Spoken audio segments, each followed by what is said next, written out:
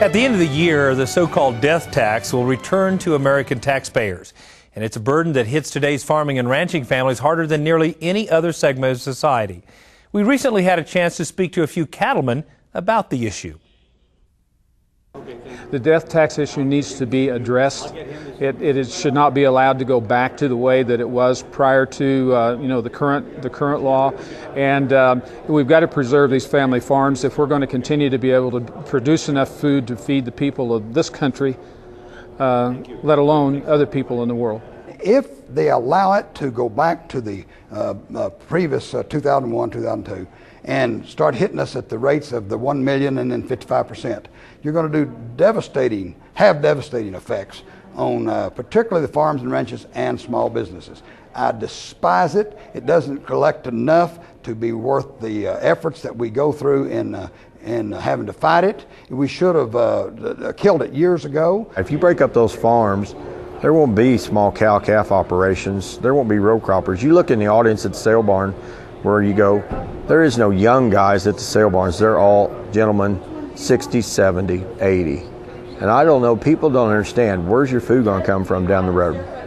You know, you're not going to raise it. Not everybody is going to go out and check cows at midnight and calve calves and throw them in the front seat of a pickup floorboard to warm them up.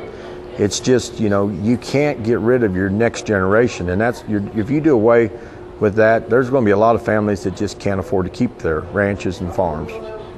If I was to die, my children would have to pay a substantial tax, and we don't have any cash. We're like all the rest of the farmers. We're asset poor but no cash. And it's very important to the continuation of the industry. We work in a very capital-intensive kind of industry, and keeping farms and ranches and families for generations means the world to us, and really need some prompt action on this, so we aren't penalized when a family not only loses a loved one, but also that we don't lose the opportunity to maintain that farm and ranching operation for generations because of the death tax. And so we're looking for some prompt response on this because we know the clock is ticking.